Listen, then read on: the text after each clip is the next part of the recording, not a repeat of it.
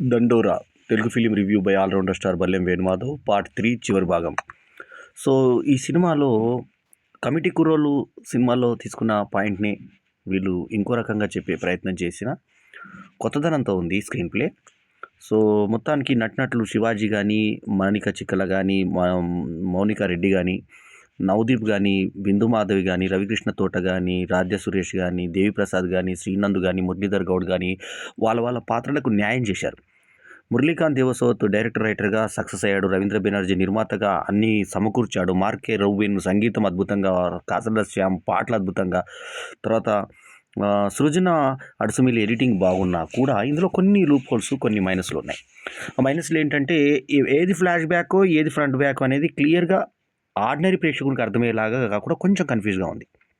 అది కొంచెం క్లారిటీగా తీసుంటే అది బాగుండేది. ఇంకా తర్వాత ఈ బిందు మాధవి ఎపిసోడ్లో వాళ్ళు స్క్రీన్ షో చేసే అవకాశం ఉంది. సరే అది చేయమని చెప్పట్లా నేను. కాకపోతే బిందు మాధవిని ఇతను ఎప్పుడు పెట్టుకున్నాడు, ఇతని వైఫ్ ఎలా చనిపోయింది, తర్వాత ఏ రకంగా వీళ్ళు ఇబ్బంది పడ్డారు, ఆ తర్వాత ఆ అమ్మాయిని వేష దగ్గర వదిలేసిన తర్వాత ఏం జరిగింది, ఆ తర్వాత అంటే వేషల కొంపల దగ్గర వదిలేస్తే ఛాయ్ తీసుకొని వస్తానికి ఎందుకు వెళ్ళిపోతాడా, ఆటో వెళ్ళిపోతుంటే అన్నది బాధగా చూస్తుంది. చాలా అద్భుతంగా చేసింది ఆ నటి పర్ఫార్మెన్స్, అందరూ బాగా చేశారు.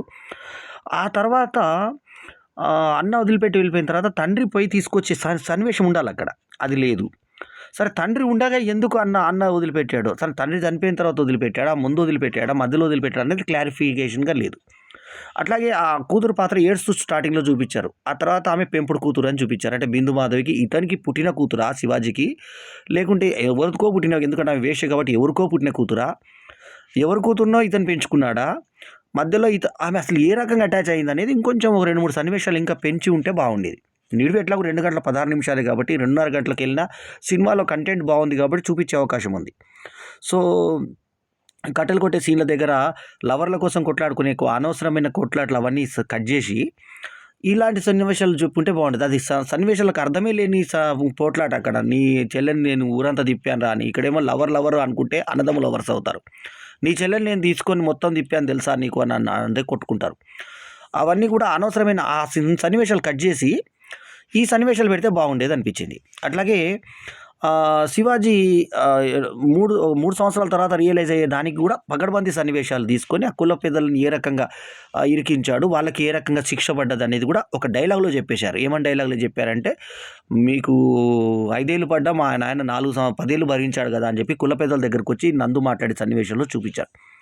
అట్లా కాకుండా అక్కడ సెంటెన్స్ పడ్డది కూడా చూపించి ఇలా ముఖాలు మారిపోయినట్టుగా, అది యాక్చువల్లీ ఇతను ఒప్పుకున్నంత మాత్రాన ఆ శిక్ష పడడానికి ఇమీడియట్గా జరగదు కోర్టులో. మళ్ళీ వీళ్ళది ప్రూఫ్ ఉండాలి, అదన్నీ ప్రతిదీ ఎవిడెన్స్ లేనిది కోర్టులో జరగదు అన్నటువంటి కొన్ని మినిమం అవి ఏవైతే ఉన్నాయో అవి కూడా కొంచెం ఎక్కువ ఎక్సర్సైజ్ చేసి ఉంటే బాగుండేదేమో అనిపించింది. కానీ ప్లస్ల విషయంలోకి వస్తే పాటలు బాగున్నాయి, సంగీతం బాగుంది, రికార్డింగ్ బాగుంది, నటుల పర్ఫార్మెన్స్ బాగుంది. ముఖ్యంగా నందులో ఇంత మంచి నటుడు ఉన్నాడా అనిపిస్తుంది మనకు. నవదీప్ అయితే అద్భుతంగా ఆ క్యారెక్టర్కి దిగిపోయాడు. చిన్నప్పుడు ఇతని తల్లి అంత్యక్రియలే ఆ రకంగా జరిగాయని, ఊరి కోసము శ్మశానం పక్కకు ఎకరం ఇస్తేనే మీ తండ్రి యొక్క అంత్యక్రియలు చేస్తామంటే శివాజీ యొక్క ఆశయం అది కాదు, ఊరి వాళ్ళ ముందు ఓడిపోకూడదు ఆయన అని చెప్పేసి పెంపుడు కూతురు ఎవరైతే అనుకుంటుందో ఆ పాట, ఆ సన్నివేశం బాగుంది. ఆమె ఏ కులం లేకుండా ఉన్న వాళ్ళకి శ్మశానం ఇస్తాను అంటే ఆ శ్మశానానికి స్థలం ఇస్తానని చెప్పడం, దానికి అన్న ఒప్పుకోవడం, అన్న అంటే అన్న వరుస అయినటువంటి నందు తనని చెల్లెలుగా స్వీకరించి మీ అత్త అమ్మాయి ఈమె అని చెప్పేసి ఆ కూతురికి పరిచయం చేయడం అనేది బాగుంది. సో అక్కడ మనకి డిఫరెంట్గా తీసుకున్నటువంటి ఈ సన్నివేశాల్లో డిఫరెంట్ కోణంలో మనము అది డిఫరెంట్గా ప్రజెంట్ చేసేటువంటి, అంటే మొత్తానికి ఏంటంటే జనాలకు అందుకునే విధంగా ఈ కుల వివక్ష టైంలో ఏ రకంగా ఉంటుంది, ఆ ఊర్లలో అంత్యక్రియలు కూడా ఏ రకంగా జరుగుతాయి అనేది మనకి ఎప్పుడో 1980s బ్యాక్గ్రౌండ్ 2019 నుంచి కథ మొదలవుతుంది. మనకి శివాజీ చనిపోయిన చూపించి మళ్ళీ వెనకకు ముందుకు వచ్చి 6-4 స్క్రీన్ ప్లే టైప్లో కూడా వెళ్ళారు, కొంచెం కమిటీ కుర్రోల్ లాగా వెళ్ళారు. మొత్తానికి ఈ సినిమాకి నేను ఇస్తున్న రేటింగు 4/5. లోపాలు ఉన్నా కూడా 4/5 ఎందుకన్నానంటే సినిమాలో ఆత్మ ఉంది, మంచి కథ ఉంది, మంచి పర్ఫార్మెన్స్లు ఉన్నాయి, మంచి కథనం ఉంది. సో చూడదగ్గ సినిమా.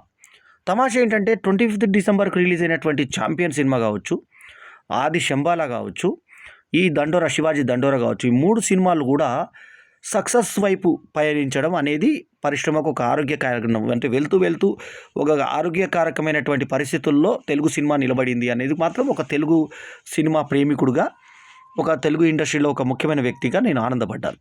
సో ఈ 4/5 ఇస్ మై రివ్యూ రేటింగ్. ఈ డైరెక్టర్కి మాత్రం మంచి ఫ్యూచర్ కనిపించింది, మురళీకాంత్ దేవోసౌత్కి మంచి ఫ్యూచర్ కనిపించింది. అట్లాగే ఈ సినిమాలో మౌనికా రెడ్డి అద్భుతమైన పర్ఫార్మెన్స్ ఇచ్చింది, ఒక గయ్యాలి భార్యగా, కొంచెం దగ్గర మాట్లాడే భార్యగా చాలా బాగా చేసింది. అట్లాగే నందు పర్ఫార్మెన్స్ బాగుంది.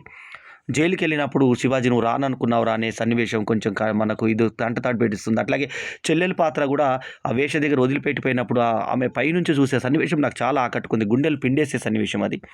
అట్లాగే ఆ ఎకరం పొలం నేను ఇచ్చేస్తాను ఊరికి అని చెప్పేసి చెప్పడం ఆమె చాలా బాగుంది. బతుకు ఇది తీసుకొని అమ్ముకొని బతుకు, ఈ ఊరిలో ఉండకు వేరే ఊరికి, నేను ఈ ఊరిలోనే ఉంటా, ఈ ఇంట్లోనే ఉంటాను అని అమ్మాయి చెప్పడం చాలా హృదయంగా ఉంటుంది. మొత్తానికి ఒక మంచి సినిమాని చూసినటువంటి ఫీల్ నాకు కలిగింది. జనవరి 1 రోజు డిఎస్ఎల్ మాల్లో స్క్రీన్ 1లో 5:10 PMకి ఈ సినిమా నేను చూడడం జరిగింది. బాగుంది. 150 రూపాయల టికెటే, చక్కగా చూడండి ఈ సినిమా.